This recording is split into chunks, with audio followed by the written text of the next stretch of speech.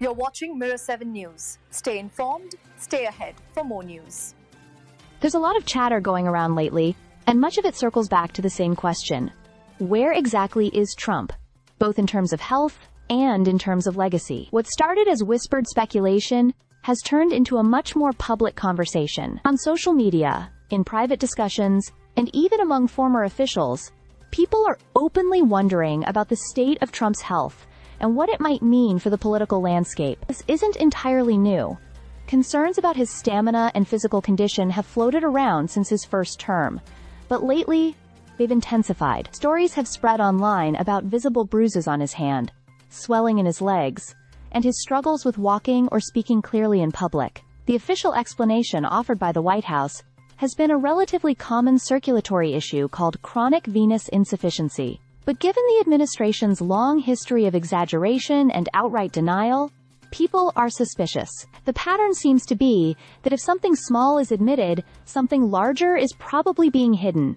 Trump hasn't exactly calmed the waters. Instead, his recent behavior has only added fuel. He's been seen as less steady, more erratic, and even prone to rambling about heaven and legacy, subjects that suggest he's been reflecting on his own mortality. Considering his image has always been built on strength and invincibility, this shift is striking. At the same time, speculation has taken a darker turn.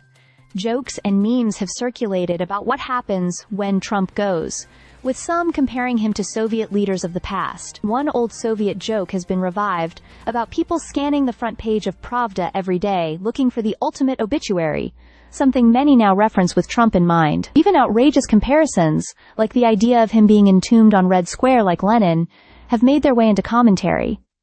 But here's the thing, it's tasteless.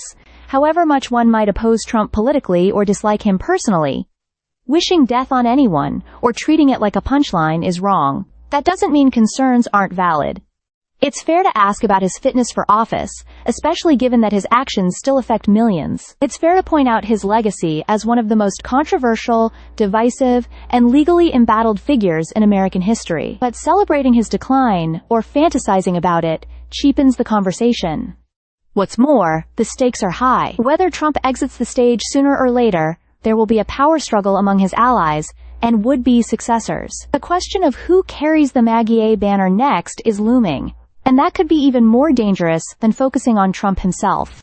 History tells us that when strongmen fade, the chaos that follows can be just as consequential as their rule. So while speculation continues, the real challenge is not about waiting to see what happens to Trump personally. It's about what comes after, and whether the movement he created will end with him, or outlast him in ways even he didn't fully imagine. Stay subscribed for more videos.